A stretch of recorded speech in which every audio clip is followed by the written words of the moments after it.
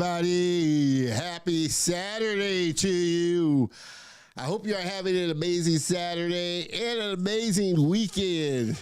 Man, it has been a long time. It seems like it's been a long time.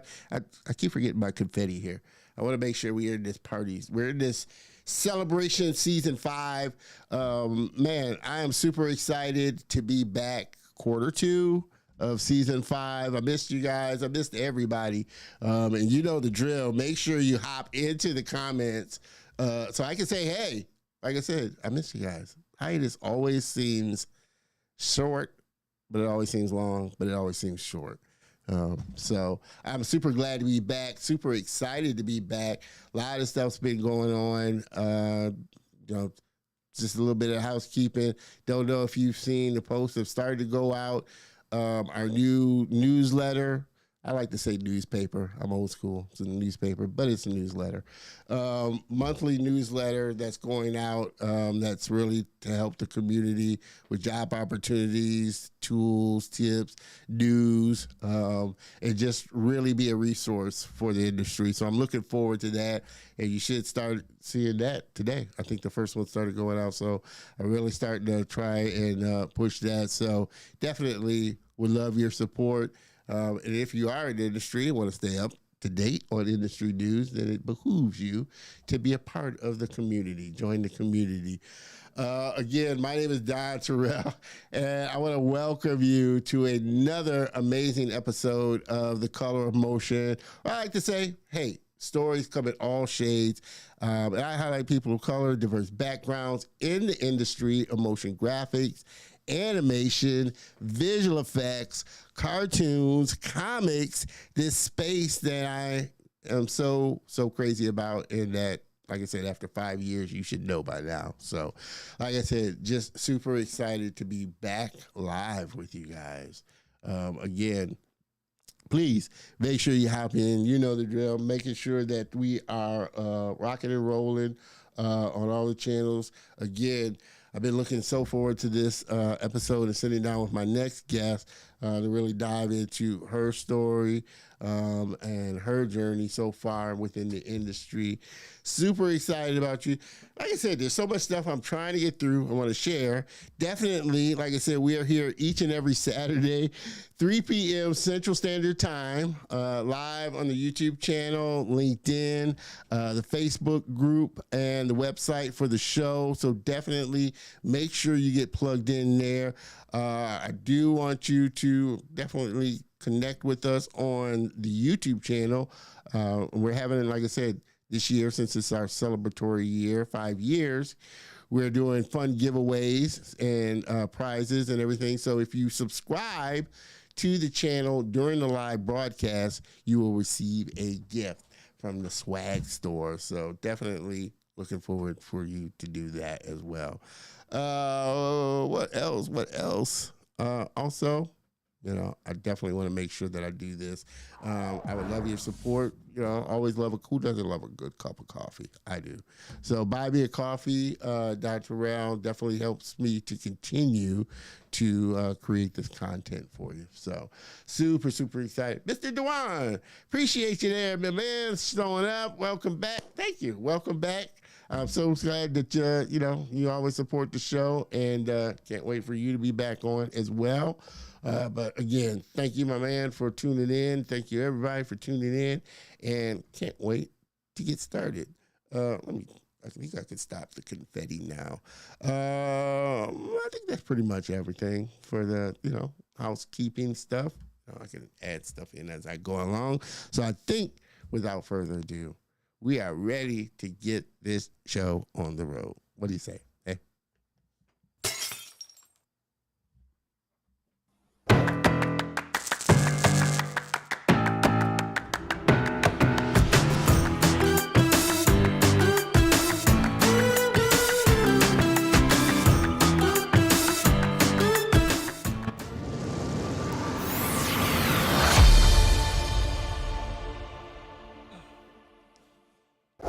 Yes, yes, yes. We are back. And like I said, I am super excited to get this next episode kicked off and been looking forward. We had a good conversation just before the show, which I always enjoy doing it, but we dived into a lot of stuff. So I'm looking forward to sitting down and continue with the conversation.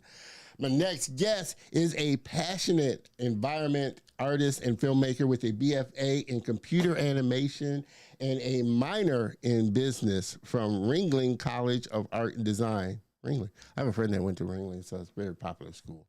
Her personal short film project, no doubt, reflects her dedication to storytelling, celebrating female empowerment in Asian cultures while inspiring others to pursue their dreams and achieve success. The film has been selected for and won awards at around 37 film festivals, with the honor of being screened at the festivals around the world. She has been recognized with the WIA, Women in Animation, 2023-2024 Scholarship Award and an invitation from the National Society of Leadership and Success in 2023, acknowledging her efforts to use art and film as a force for positive impact. Currently, she works as an environment artist and prop designer at Loa Studio and Digital Nomad Entertainment. Previously, she worked as a 3D artist at Nasse Animation Studio. I hope I pronounced that right, Nasse. She'll correct me if I'm wrong. She also actively contributes to the creative community by hosting events like portfolio art and work sessions at the Asians in Animation organization. Additionally, she hosted Open Forest Teatime and served as a creative generalist and coordinator for Immersive Lab Workshop and the Animation Asians in Animation organization. She's driven by a passion for innovation, storytelling, and collaboration, striving to create meaningful and impactful work in the animation and film industry. Everybody, please help me welcome my very special guest and friend, Ms. Lin Jin.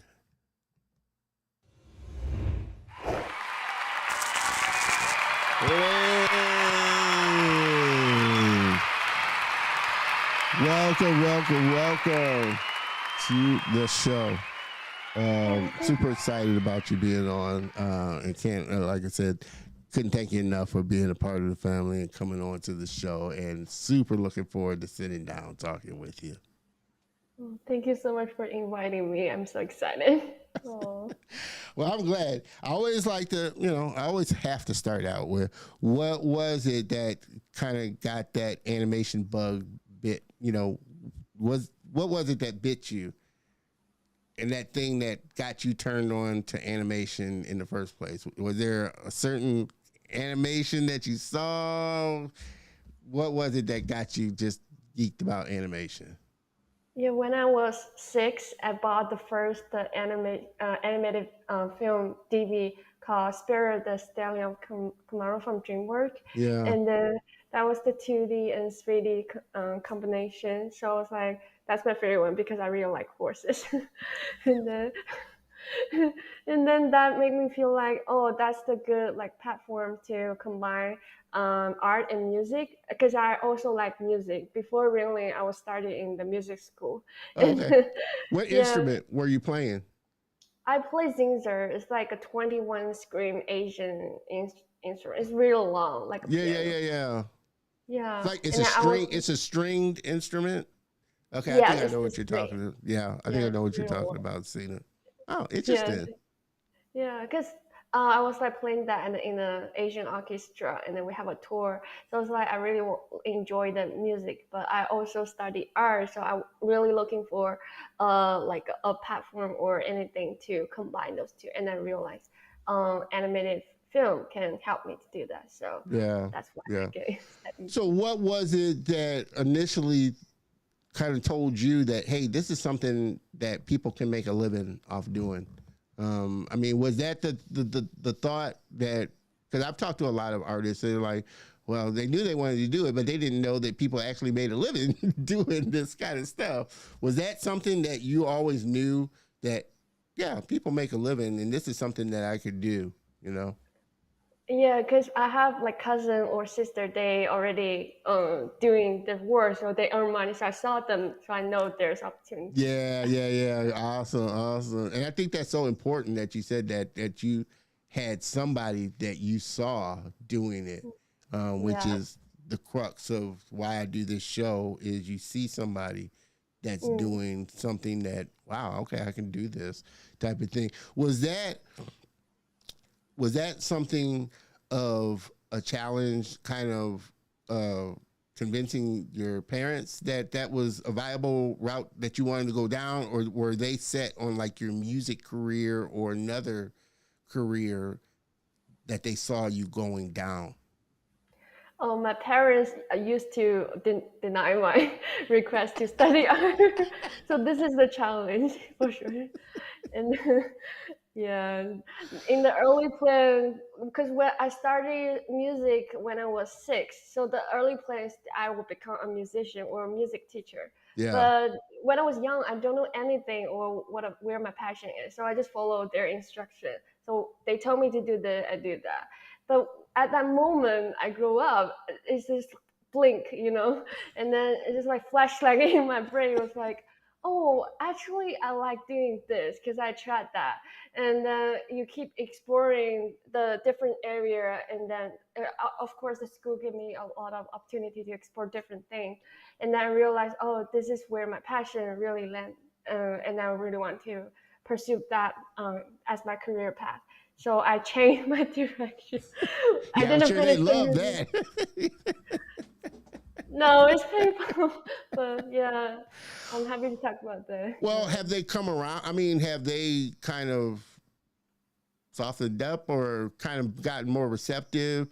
I mean, I mean, I'm assuming that you are exposing them to the things, just, the industry, the opportunities that are, coming up and that there are out there. Is that something that they're warming up to? Okay, this is something that she loves to do, she wants to do. So we're gonna get behind it. I fight for this for almost 5 years. Because Oh starting wow. from high school, and Yeah. then because they want me to become a musician, right? So I go to the music school for a 2 year. So and then the like at the fifth year, so I keep applying because they don't support me at the beginning, but I keep doing it, and I didn't quit. So at that moment, they noticed, oh, I really want to do it. So then they support me, and then it started at Ringling. Yeah. So there's a moment thing. Well, what was your okay? So I can only imagine what the conversation was like, saying that you wanted to go to Ringland. Switch to switch to Ringland. But what was your experience like at Ringling? Because it is a well-known school, and obviously they're a big player in the educational space of getting, artists and creators ready to get into the industry. And I have a few friends that have gone to Ringland myself. What was your kind of experience, kind of like going through Ringland, and what did you kind of pull out of it? What was the best thing that you learned from just your time there at Ringland? They teach me. They actually really is really good school. They teach me everything, like the entire pipeline to get ready to into the industry. So I basically have all the skill set. So I'm a CG generalist and 2D generalist. So I'm ready to go to 2D studio or 3D studio or any freelancer, or I can become a comic artist. So it's up to me to Yeah, discover what I want to do.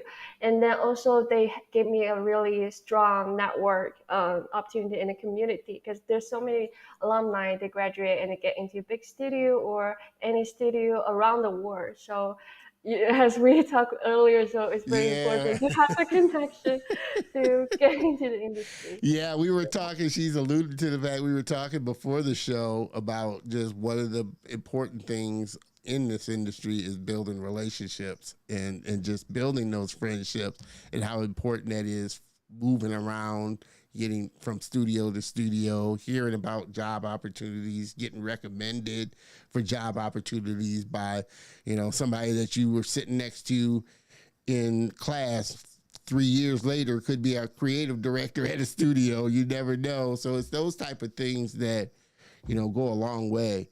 Was it hard for you kind of, before you went to before you went to Ringling, obviously at Ringling, you're gonna just meet all kinds of people that are interested in the same thing that you're interested in.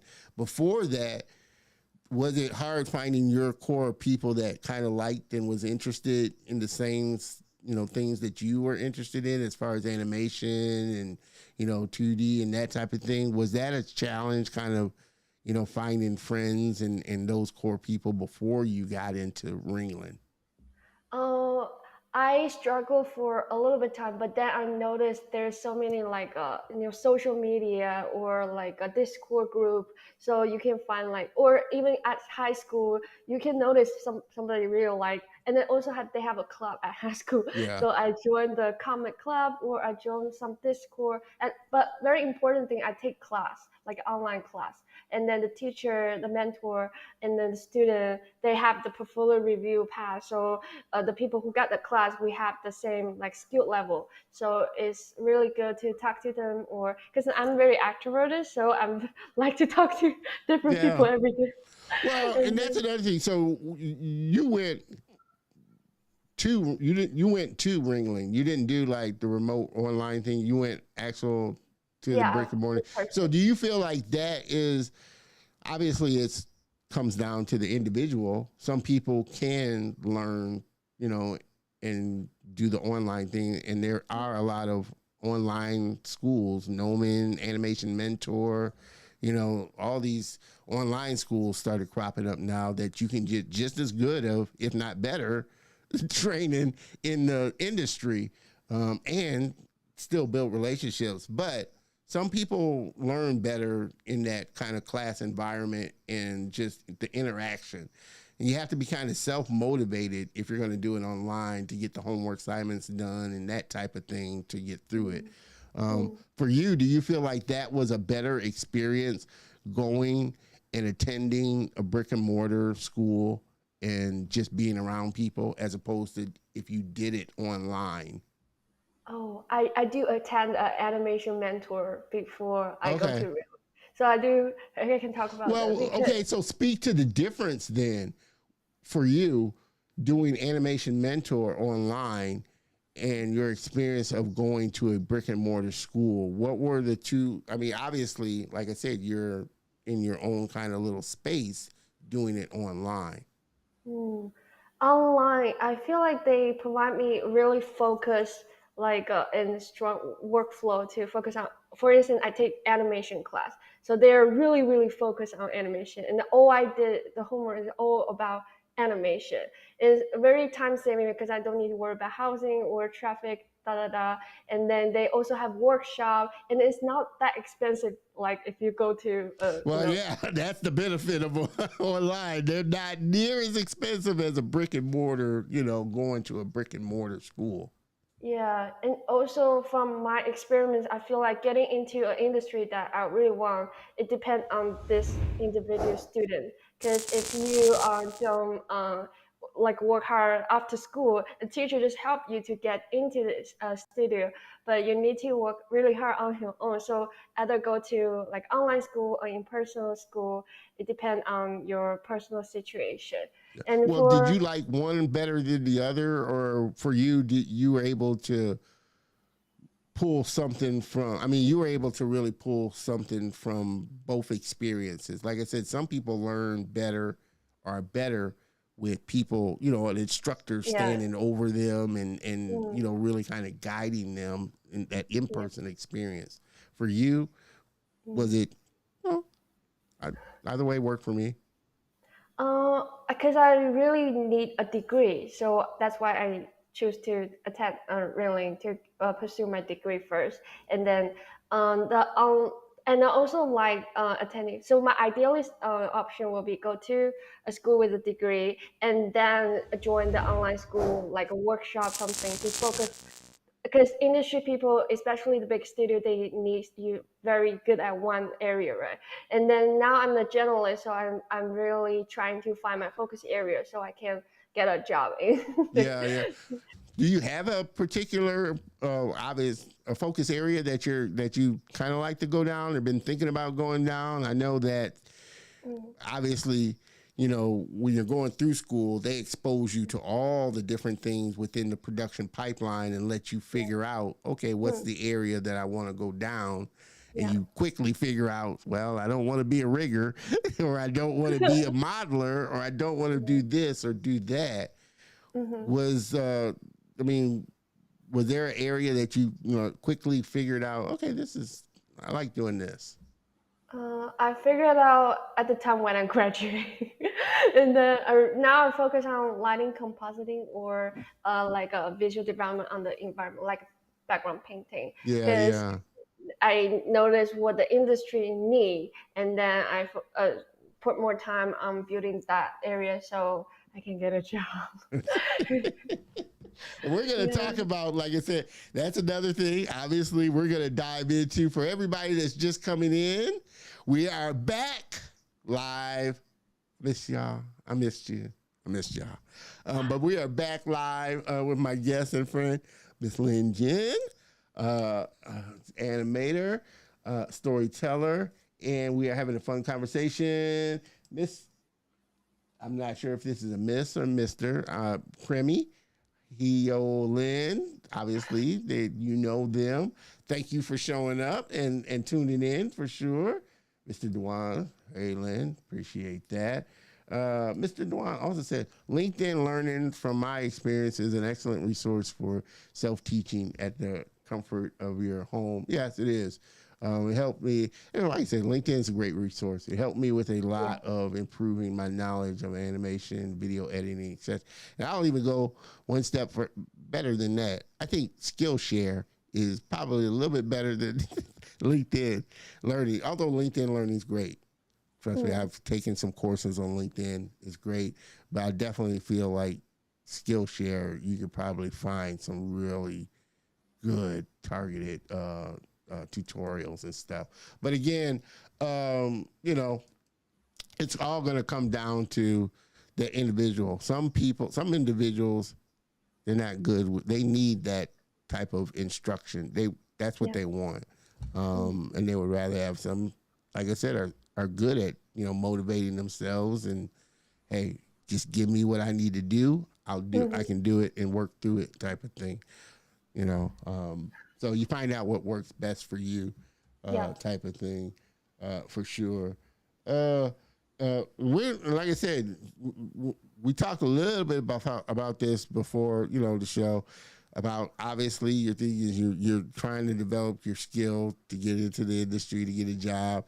And we talked a lot about how the industry is it's going through its little washing machine moment right now and getting tossed around a lot, and a lot of things are going on.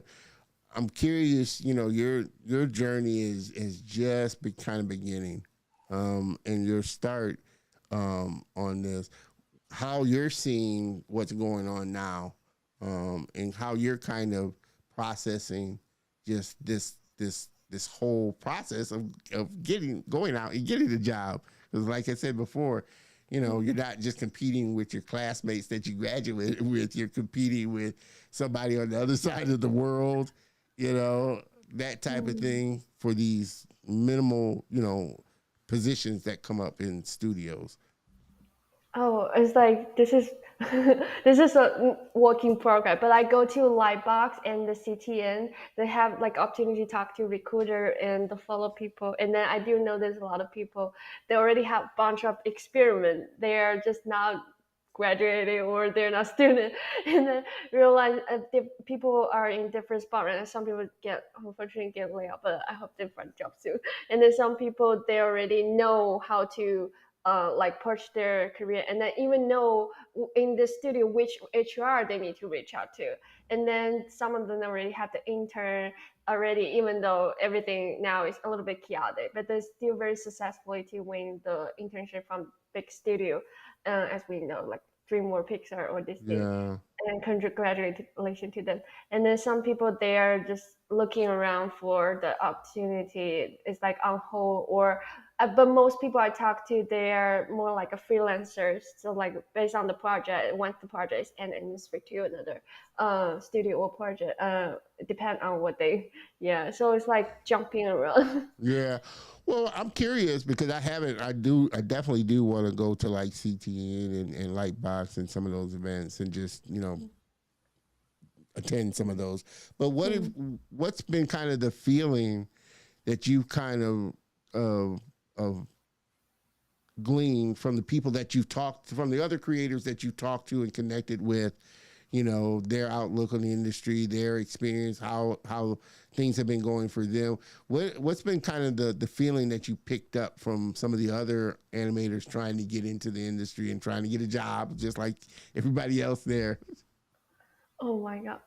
Most impression I got is unstable. It's like no, it's like challenging, or it's like you need to wait for a little bit. But the recruiter told me things this year is getting better now.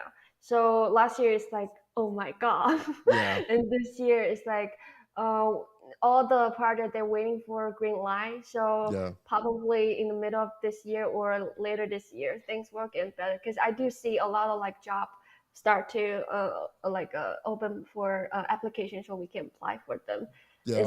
It's a good sign, I think. Yeah, I've heard that too. That, like I said, this year is going to start to ease up. Like you said, the last couple of years, they've been kind of hemmed with having things greenlit and stopped Mm. and this and that, but more things are starting to get greenlit. But I wanted to talk to you about uh, kind of the independent route, because you Mm. did do, and we're gonna take a look at her short film, no doubt, and we're gonna dive into that. But I do want to talk to you about that because again, we had a good conversation about that before the show. Just indie, the whole indie route, especially with the Oscar this year going to Flow, and what that means to you as a creator and as a small creator, even though you are trying to get into a studio, like you said, Mm. with your short, I'm sure you've got other ideas and other stories that you're wanting to do. Kind Mm. of give your thoughts on what kind of flow, the win of flow kind of meant for you moving forward in this industry. Well, I really like Flow, highly recommend it. And I think it's a good sign for us, like individual, like a creators, like or artist or filmmaker, because now Oscar, have a feeling they encouraging us to produce our own idea, not just focus on like only studio that path. So now there's another new path we can think about, like working on our own art market or maybe comic or short film, another short film, and then there's so many like film festival and support us, especially the Know That one, and then they help to screen, and then so it's like definitely a big encouragement to me, and I definitely want to make my art uh, and then deliver to more audience. So I Yeah. really like this thing. Yeah. Yeah, I haven't seen it yet. I mean, I've seen the trailer. Obviously, Mhm. I don't even think it's. You have to go on. I think the streaming service. I don't even think it's at theaters. I was trying to find it at theaters. I don't think it's at Yeah. theaters, but it's on streaming services. Yeah, I know It's it's on on like stream. Apple Plus and some of the other Yes. streaming service, which I don't have. I'm sorry, but so I'm trying to hold out until it comes on a streaming platform that I can get to, like Netflix or something like that. Oh. Or I think, but like I said, I've seen the trailers. I've seen a lot of his interviews. He's Mm. got a couple of making ofs, which is great if you haven't Yeah. seen like the behind the scenes of his whole thing.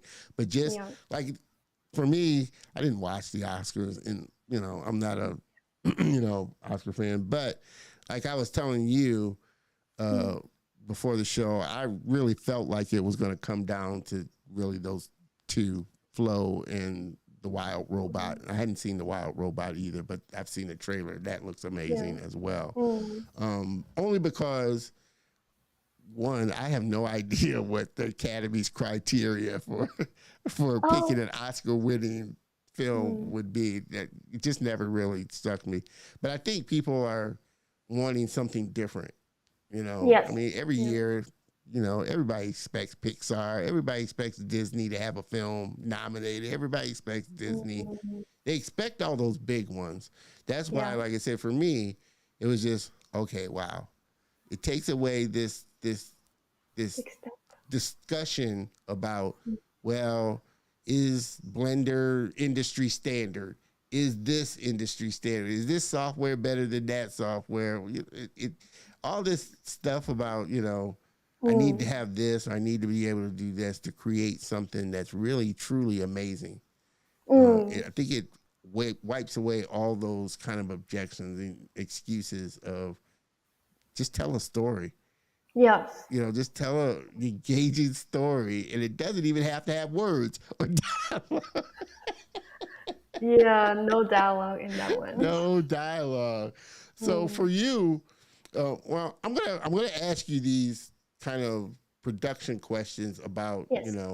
the thing, because obviously, like I said, I don't know what was your role in the making of No Doubt, because I know, like, as a thesis, everybody kind of breaks into different roles, doing, it's Mm. a production. So somebody may assume the directing role, somebody may assume the producing role. So what was your role in the making of No Doubt, your short Oh, film? really will let you respond for or a spec, or you can partner, as you mentioned, with another classmate. But I choose to do solo, so I Oh, okay. respond. So that was a solo. Okay. Okay. I thought it was, okay. I thought, like, when you do like your thing, they kind of want you to do it in a kind of production or on a team kind of thing. I didn't know that you had the opportunity to, okay, I can do this and work on it myself. That's a whole new, uh, you know, we're gonna dive into that, because that was interesting too. Mm. Um, Glint, the director that did Flow, he said that was his first production working with a team. All his other Yes. films he did solo. So Mm. it was interesting, and I definitely want to dive into you, because it's obviously there's a lot of hats in putting together putting Yeah. together a film, even if it's a short film. It's a Yeah. lot of moving parts, and so Mm.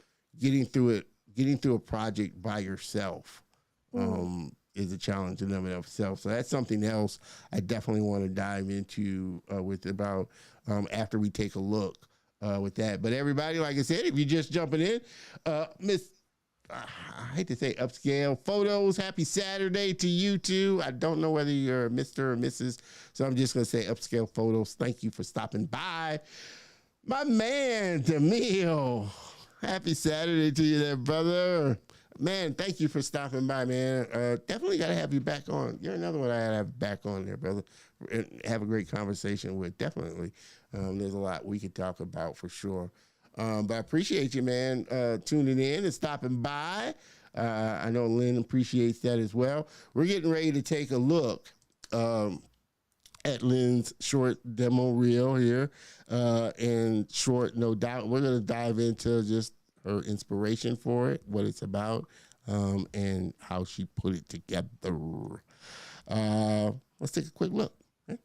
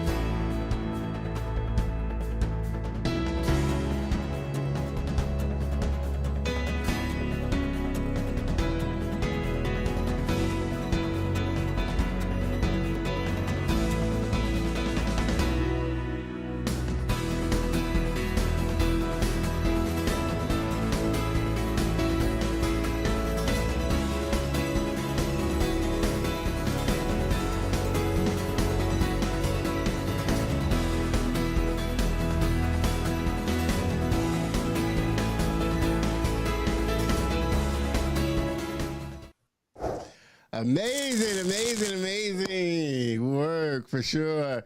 Definitely want to ask you, was there a reasoning behind, okay, I just want to do this myself? Because it's a lot of work.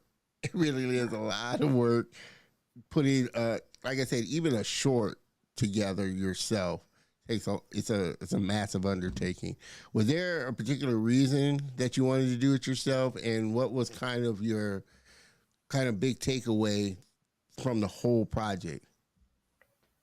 Oh, because I really like to deliver a message to the audience to never give up. And then even though when you meet any like a difficulty or you conquer something, just continue and don't quit this message. So I choose this one and then move forward and then hope to make it into a film and then combine art and music. Yeah, I also combine some Asian culture or like Yeah. yeah, and including the disabled people to help them to just don't give up because I do notice few people only need like a mentor, like a help or a support. So I use this one too. So, what was the toughest process through? I mean, was there any one thing that was tougher to do, or was just, man, this is just, getting through this is tough. Whether it's the modeling, the text. I'm assuming you did the modeling, the texturing, and all of that Yeah. yourself. Was there any one thing that was just hard to get through? I think exploring because the deadline is very tight, and then that's the challenging part. And also convince the I mean, my teacher to pick this one is also another challenge. And Yeah. then for the technical part, I think it's like to balance between the a little bit commercial film taste, also the artistic taste. So that's also my challenge. But Mm. I'm glad I finished before the deadline. Well, how long do you get to work on this? Actually, for production time is like 1 year, but pre-production is another year, so 2 years. So you had, so say like your junior years when you started on, you know, I guess your Pre-production, thesis, your pre-production for this thing, yes. 2 years, and I guess that's another thing. A lot of people Yeah. don't take into consideration how long these things take to do, for Yeah. sure, and putting Mm. together. You said you do, you work as a 2D, 3D. Is there one that you prefer other over the other? I mean, now in a lot of the animations that are coming out, we're starting to see this mix of blend of styles. Do you like that? Obviously, there's these pure 2D, like we were just talking about Ghibli Studios, and Yeah. that's a pure 2D animation studio. For you, do you enjoy one over the other, or do you just doesn't matter? You can meld the two and come up with something, or Yeah, I like both actually, but I do notice now the 3D like their trace more render like the 2D effect in 3D environment. yeah, So I'm a big fan of that too. So you can see on my portfolio have the illustration style. And then also I feel like 3D because I only learn 3D if I get into really, and then they help me to like build really a strong foundation about perspective or help me for the 2D part. So I think they help each other, they support each other. yeah, So it's yeah. really, No, definitely. I think one feeds off of the other. That was yeah, another thing. This versus 2D versus 3D. Come on, are yeah. you really gonna have that conversation? 2D Yeah. versus 3D type of thing. Mr. Dewan, enjoyed your work there. Great job, Lynn. Um, for you, uh, what are what are the kind of stories that, like I said, you're kind of wanting to tell, and what was your inspiration for? Well, let me back up first. What Tell everybody what No Doubt is about, and kind of where the seed of No Doubt came from. Oh, thank you so much for mentioning that. No doubt now it's on my website and my on my social media on LinkedIn. Later, you will get a link to my Yeah, I'm going to social share media. all her contact information, at the end of the show, so you'll be able to check out that. But what's Yeah. the origin of the story, and where did it come from for you?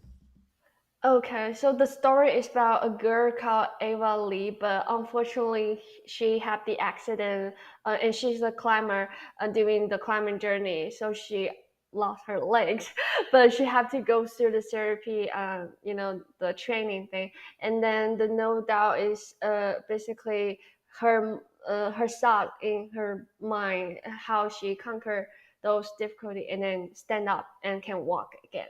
Gotcha. So where did the initial seed of the story come from for you? You mean my teacher or Oh, so the teacher gave you the story idea, or I I mean, come from oh yeah. So my where did you inspiration? pull the story of No Doubt from? I mean, was it just Oh, something that you thought of, or was it somebody that you knew pulled its story from, and or that type of thing?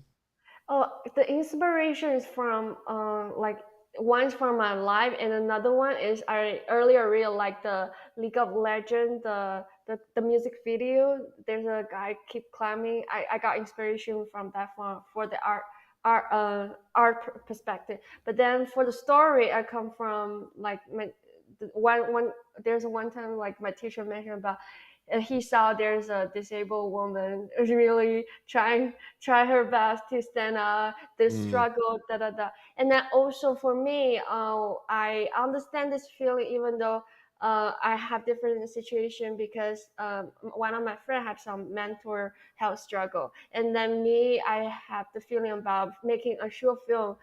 There's so many difficulty, and then and I have the feeling about I I really need to keep working on that. I never quit and like I have a no doubt that spirit. So combine all the story from real life, and then the art part is from the League of Legends and music video, and then things. got you.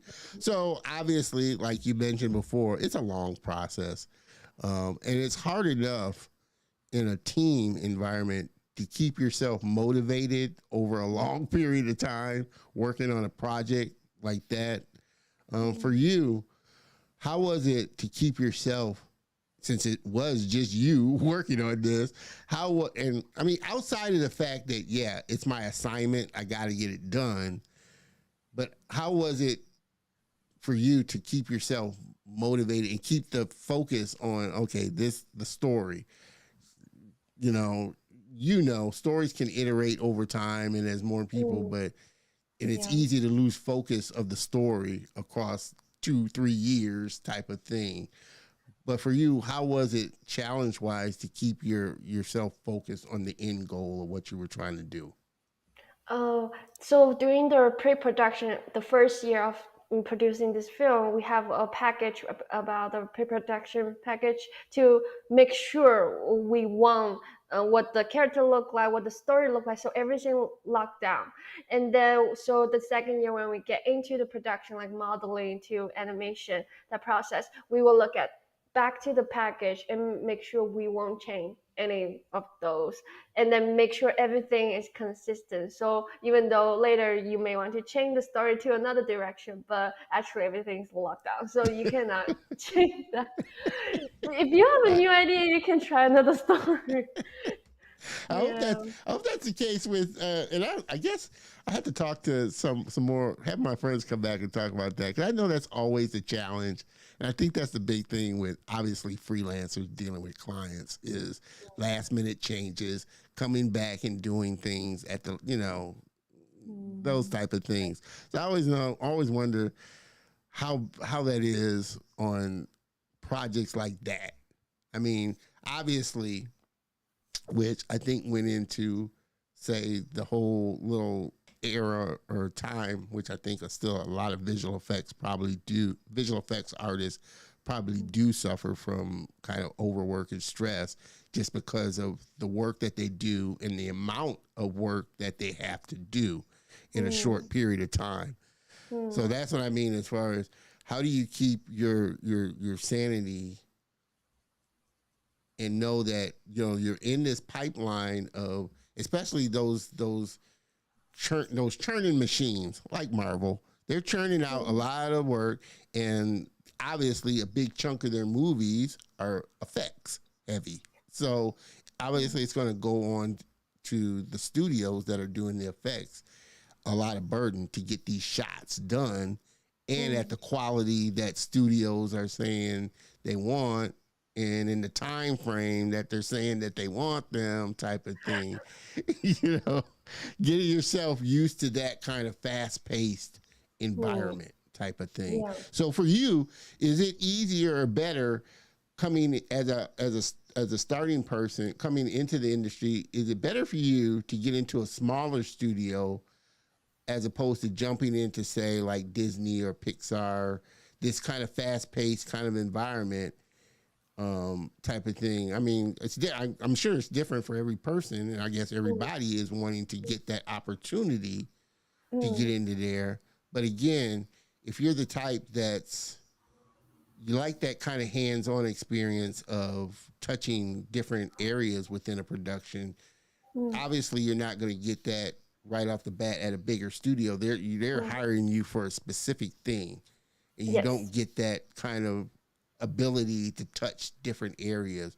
So for you, is that a better place to start from, or is that a better kind of place that you would like to be, even though it would love to be at a big studio like Disney or Pixar, but those kind of more intimate, smaller studios that you can really kind of sink your teeth into the content of what's kind of going out?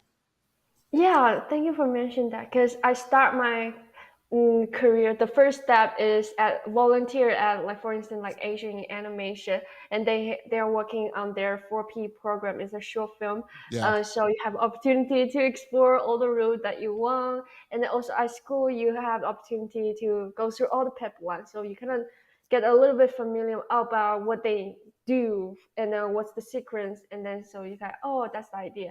And then also I noticed actually Disney, Pixar or DreamWorks, they actually every year they have like a CG generalist internship or training program. So they actually give you some Yeah. opportunity to touch everything. But for the full-time employee, and then you have to be very specific, and then your portfolio tell the story. So I start from the volunteering thing, and then I got some contract for some freelancer like a game studio or animation studio to work on their trailer or their game project, and then building my experiment, and then step by step to go to the big studio.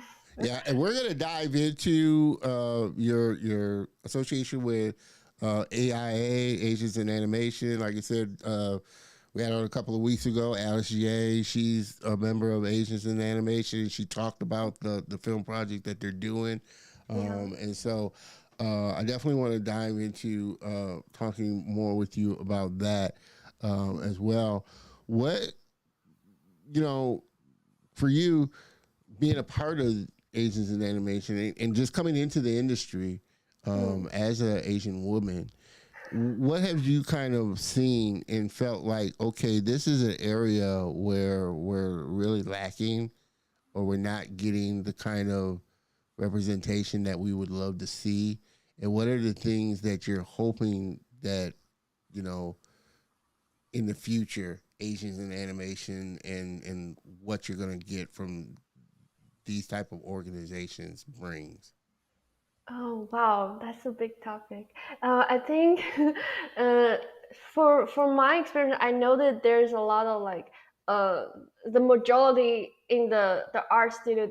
There's a lot of like a male position, and but female a little bit. But then I also take class from women in animation, and then they help us to stand out to promote like female power or Yeah. something like that. Yeah. And Well, for Asian, are they seeing like more Asians in executive roles? Because that's my thing. I see a lot of diversity at this kind of creation level. Mm, animators, modelers, yeah. showrunners, this and that. But I love to talk more about the boardroom, the ones that are making Mm, the decisions that greenlight these shows yeah. and things like that. Are the members in AIA seeing more of that coming in, or more Asians in executive positions? I think the reason one from the Teen Mouse, the show called Judy, or it's like the girl fight with the demon, and Yeah. the producer and the director is the Asian woman, and then she also graduated from Ringling, Okay. and then yeah, so I think this is a good sign, and then she's the one who made decision, and that's her story. It's really cool. Highly Well, for recommend. you, obviously doing and working in AIA and on Mm, the film project, and no doubt, mm, and you touched a lot of different areas within that. You've done the background artwork, and you've done the yeah, modeling. Obviously, you've done the writing and the directing. Is that yeah. the kind of space that you kind of would like to fall more into, the directing and writing of films and shorts and things? Yeah, I really like to create because I feel like the people who like the message is on their director or writer's hand. So I really like that direction. But I also learn if you want to be a director, the best option is become a story artist or reverse this Yeah, first and then slowly go to yeah, that path. yeah. So definitely working on that. Now I've heard that too, and I've had several direct guests on that have directed their, or have Mm. a show on Netflix that they directed, but they started out as a story artist. Yes. And I'm thinking specifically about Everett Downey, with My Dad the Bounty Hunter on Netflix. He, Mm, him and his partner, obviously, directed it and done it or produced it and stuff. But he started out as a story artist, illustrator yeah. type of Mm, thing, and that's how he got into storytelling and directing and the pathway to it, that type of thing. I think if producers, I've heard a lot of producers say they started out as showrunners type of things, and so yeah. there's always this entryway path to get Mm, to where you want to go. mm, Um, and I'm always curious: is your end goal, like I said, to create your own stories, your own ideas, and your own kind of IP and content? yeah, that would be really ideal. Yeah, I really hope so because I notice all the people, not all the people, like some people I know, in even though they're in big studio, they working on their personal Yeah. project or comic to sell their own IP, and then, well, yeah, we definitely want to do that. Yeah, yeah, and that's I tell a lot of people that too. Even the ones, like I said, my friends that have been on here that are working at big studios. Pretty much everybody is if they're that type of person. Like I said, some people aren't. They just that's their thing. They're animated. They're not trying to do their own story or anything like that. They just love, you know, what the job that they do. But those that are creatives and or writers and storytellers, they're Mm, working on their own project, whether they're working on it themselves or whether they're right. partnering with a friend that's helping them, you know, Mm, finish it and green light it. And we were talking about this. Um, mm, Another thing we were talking about before the show, all these opportunities or all these outlets now that you've got to put your own idea out there and to see your own idea come to fruition, whether it be, like I said, YouTube, to if you're an animator doing a web series, YouTube web series, if you're a filmmaker, you have these outlets to fund your film, Kickstarter, all these yeah. things to kind of get your own content out there, Mm, type of thing. For you, how do you look at this time that we live in and see it moving forward? Because like I said, you are just kind of getting into your journey. I know, it's always a good thing to get into a studio to learn, to really mm, learn about the workings of putting a film and a big yeah. project together. But Mm. what's your outlook on the industry, 3, 4, 5 years from now? Wow. Okay, I will try to do my imagination. Uh, I think first of all, I think all the style, because there's so many things happen right now, like including AI, da da da, and then I feel like there's so many like direction, and then so many paths or choice. You have to explore and find your own voice, like your own style. Because when I produced the No Doubt, I realized actually I have my own personal art style compared to the standard reeling style. So now I graduated, I realized compared to the world, if I need to speak out for myself, like my art or work, I have to let audience realize that's my style. So I need to have my own personal style.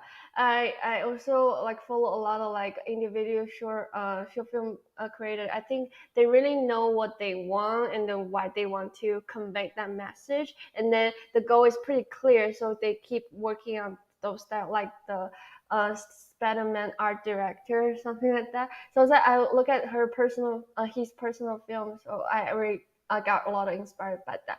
And then in the future, based on my inspiration and then the success from the flow, the short film, it will be like a mix about the studio work and then personal, like Mm. individual film.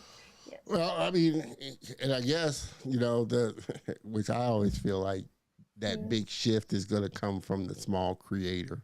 I think it's those Yeah. small creators that are going to make the biggest noise, type of Yeah. thing.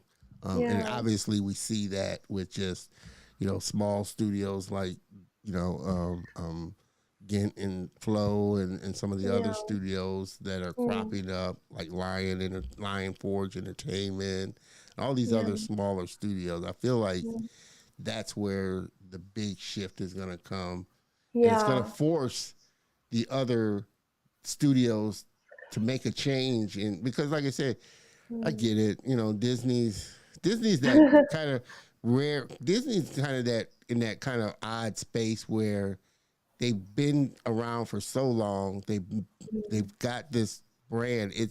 And they're such a big, massive corporation. It's very hard for them to kind of go out on a limb on Mm. edgier, and Yeah. it doesn't fall within their brand, obviously. So they're limited to what they can do and put out Mm. Mm. within their scope of, unless they just, I don't even think they'd buy a edgier kind of say, Think out of the box, or it's yeah, like, type of thing. Like say Adult Swim, oh, that type of art, that type of, and like I said, everybody's kind of taste falls in different areas. I'm the yeah. type, I love children's animation. I love the children's style, but I also love more adult style humor and adult Yes. style anime and things that have a more higher level kind of Yes. cerebral thinking behind it. Beautiful Mm. artwork. And like I Yeah. said, Ghibli's known for that, and anime is known for that more Yeah. cerebral stuff. So my range, is pretty varied. But there Yeah. are some people that, like I said, Disney couldn't put out something like Adult Swim and it would go Oh. over with their brand. They're Mm. locked into the style that they can do. Yeah. Just like Yeah. it's easy, just like Netflix is doing so well because they're a smaller company and they can take these chances on these more edgier things Mm. that people want to see. Yeah. People are tired of the same, like I said, we all know Disney has a movie up for Oscar every year. Pixar has a movie. It seems like every movie Pixar puts out is up for Oscar every year. Not Yeah. to say that it's not, but Mm. there are so many other, obviously, with just flow. There's so many Yeah. other styles of great animation that are out there. That's why Mm. I never understood the Academy's criteria for what they chose as a Yeah. Oscar winning animation. Mm. So just me. And I Wow. may do a video on that talking about that, but I think it speaks a lot to those small creatives that are creating things that are just true to themselves and just different. They're not trying to please or fit into this brand or this and that. We're trying to tell a story. You like it, it resonates with Mm. you, Yeah. and you go with it. Yeah. Follow your heart. So, what are Oh. some of the ones? Are some of the, what are some one? what are some of the animations and films that you've seen that you were like, wow, you know, like I love the style, I love the story, I love what they're doing. You know, there's a lot that's come out, lately. The first time when I saw Arcane, it's like, because this is so fresh news. Like nobody did that before. And then Yeah, I like how they treat the style, the art, and then how they like didn't make to turn into a series, right? It's look like a long film, but it's so many episodes. And then I like the story, I like drama, even though it's standard drama, but it compared to the work we see before, it's like something. It's like something yeah. new. I mean, and that's why, like I said, I love Netflix because, like I said, they're able to take these. You're able Mm. to see more edgier, more different kinds of animations Yeah, out there. Like I said, there's so many on Netflix alone. I don't know if you right. saw Mitchell's and the Machines, Mitchell's versus the Machines. Oh, That's so another good neat. one. I love that one. Yeah, so Um, funny. like I said, Intergalactic was another amazing one on Netflix with a, Yes. had that Spider Verse kind of feel. Yeah, Obviously, Spider-Man is a good one. it spawned a lot, but I think that's the beauty of animation. Right. There's so many different styles that Mm.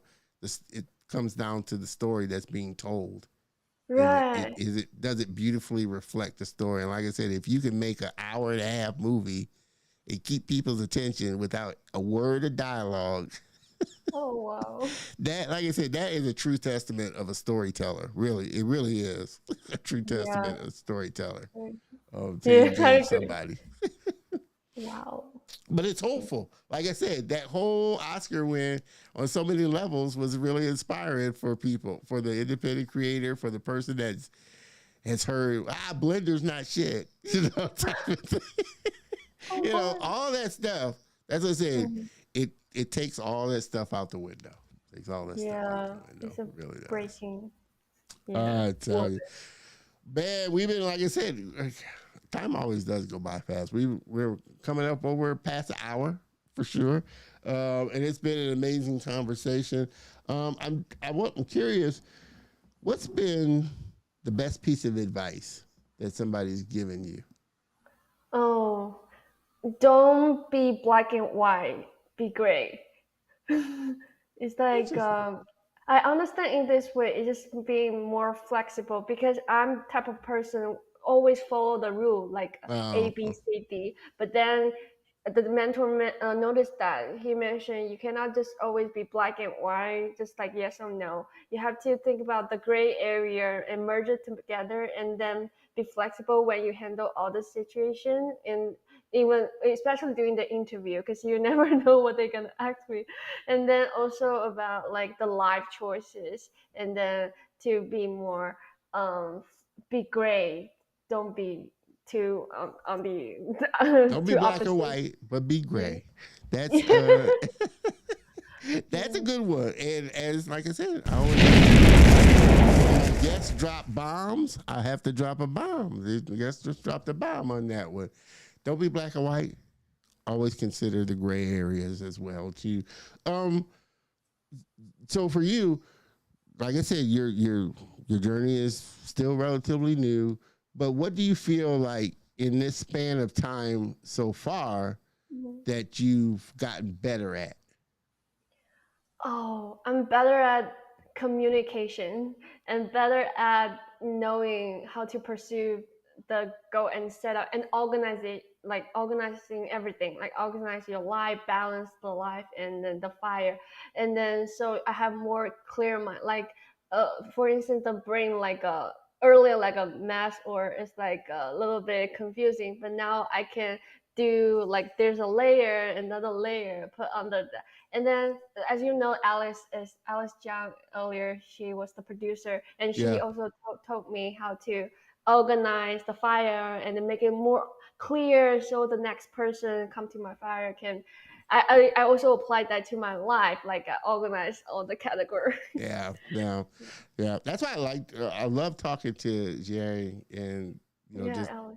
getting her uh, feedback on just knowing the whole process and organization. Like I said, people don't, unless you're like into the industry or you sit at the till the end of the movie and you see all the moving parts that go into that's a lot of Yeah. stuff to organize and keep straight, and especially if you're working with teams across the Mm. globe on stuff, Yeah.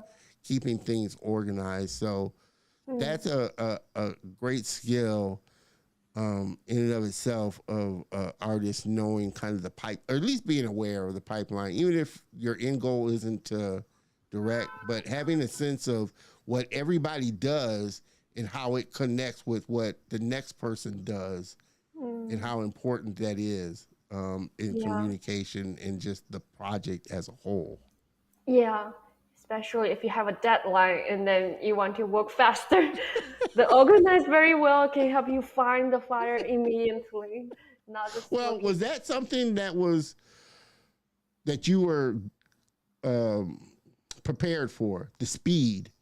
When you went through school, they got you up to speed of a studio and how a studio, just things can go within a studio. So did you feel like you were overwhelmed when you initially maybe got your freelance job or got that first gig in, Mm. okay, I got to keep up with, this is the actual actual job type of keeping up with the work type of thing.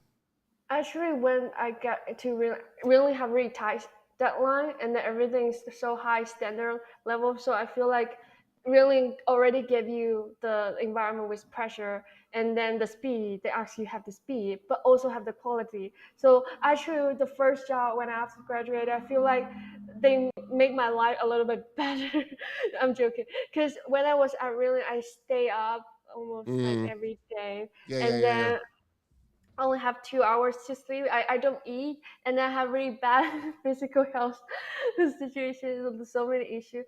But then when I graduate, I take 1 month or 2 months to give me a break Break. and Yeah, then recover everything. And I got the first job, and then I feel like that one's a little bit. And they because everybody well, I'm on the team, so I just only focus on one thing. I don't yeah, need to overwhelm everything. yeah. So yeah, they train me very well. Awesome, awesome, man. I'll tell you. Uh, Marvelous works. Is it difficult being a generalist, Lin Jin? And like I said, I've heard, obviously, Mm. and I've heard on both sides. I guess, some say just starting out, it's good to be a generalist, because you get to touch, things. But as you go through your career, Mm. hone in on that one thing, because obviously being a specialist at something demands a certain price tag along with that speciality in what you can Yeah. do. Mm. And you pay specialists more. So for you, Mm. do you feel like that's where you should start, generalist? Actually, I asked the same question to my teacher before. It's like, why teach me everything? Is like a little bit overwhelming, right? But then now I learn why they teach me everything because it is a like a like a good like a point or like it's your strong your strength when you compete with the other candidate in the interview, especially for big studio. And then actually, even though they want you really good at one thing, but if you have the CG generalist the background, they may prefer you because you know all the pipeline, you know everything, and then because we all know like the project will end in this month or that month, and then if they consider to hire you at the studio, they will move you to another project, but you may switch the department depend on what they want and Yeah, what they need. So if you have the generalist skill set, it's easy to stay in the studio when you switch to another project. yeah, But if I'm but also when I graduated, and everybody tell me my portfolio is little bit everything, so that's, and then I need to focus more on one thing to promote myself first. But so I learned like the track angle thing, you need to put very good thing on the top and then use that to promote yourself. But it will be really good you have all the skill set in your bag or package, and then you carry with them, and then easy to switch to another yeah. uh Yeah. Now, I definitely feel like having multiple skill sets is only an asset for, having that tool in your, Mm, belt, and especially starting out. yeah. Like I said, you got a long time to kind of fall into your lane of what you want to focus in on, but Mm, to understand what everybody else is doing in that within yes. that pipeline, I think is crucial. Yeah. Thank you for asking. No, no. Like I said, we've been having a fun conversation. I definitely want to, as I always am, respectful to my guests and friends, and definitely an opportunity to bring, like I told her before the show, she's family now, so she's always welcome back on the show for sure, with whatever she's working on and projects she's working on. Make sure, though, as we bring this train into the station here, make sure that you do get connected with Lin. And where is it at? Where? Okay, here we are. Make sure you do get connected with Lin. She's on all these channels. Connect with her on LinkedIn, as I connect with all my guests. You can find her on Instagram and check out the website for No Doubt Film as well. But get connected with her. Definitely, if you have opportunities or work, reach out to her and find out more. If you're, Asian in animation, check out the organization. Also, like I said, all this stuff will be on the show notes. So make sure if you're just coming in or we'll check out this later on, hop on over to the show notes and get connected with her there as well. Let me bring this down. Okay. Yeah, this has been a great episode. And I cannot thank you enough for kicking off quarter 2 of season 5. Man, oh man, oh man. This has been amazing, Lin. And again, cannot thank you enough for coming on and blessing us with your presence and your knowledge and your skill and just sharing with us. Oh, thank you for inviting me and congratulations on the 5 years. Thank you. Yeah. Thank you. Uh, if you could hang out for just a second in the green room while I close out the show so I can talk to you afterwards, I'd appreciate it. But everybody, again, please, please, please, please, please, please help me thank my guest again, Lin Jin, for coming on and making this an amazing episode. Hang on for just a second, Lin, while I close this out. Man, oh man, oh man. I am just glad to be back. Like I keep saying, and this was a great kickoff to coming back to quarter 2. Cannot thank you enough. Like I said, be on the lookout in a couple of weeks. Like I said, the TCOM Register, that's what I'm calling it, the newsletter, the TCOM Register, will be officially launched. And definitely, like I said, if you're in the industry, I'm really working hard to make this a resource for creatives out there, just keeping up on industry news, sharing tips, tools, job opportunities that I come across, and just sharing that with the industry. So please make sure you get plugged in, subscribe, become a part of the community. It definitely will help me continue doing this for sure. Marvelous. Thank you for the response. No, thank you for joining us. Like I said, I hope this isn't the first time or the last time we will see you live on the show. Thank you, Mr. Dewan. As always, brother, thank you for coming and stopping by. I know Lin appreciates that as well. Thank you for providing us with this grand return. I tried my best. I tried, Dewan. But I hope everybody got something from it, as always. And again, if you're just coming in late, going to watch it late, make sure you hop on over to the channel, check it out. Lin, this was a great interview and a great kickoff to quarter 2. And Lin dropped a lot of great information in there. So you definitely don't want to miss out on any of that for sure. Man, oh man, oh man. Like I said, we are back, baby. And quarter two, Lin set the bar high on quarter two, and it's going to keep going up from there. Super excited about next week's guest, my man, Mr. Wamba Muru, storyteller and animator out of the great continent of Africa, will be here to share with us journey. We're going to have a fun sit down and talk with him as well. So you definitely do not want to miss out on that. With that, man, this has been a great episode, and I cannot thank you enough, as always, for giving me a little bit of your time on a Saturday afternoon. And I hope to see you next week. I hope you have a great week, even a more productive weekend, and I will see you next week. Same bat time, same bat channel. Cheers, everybody.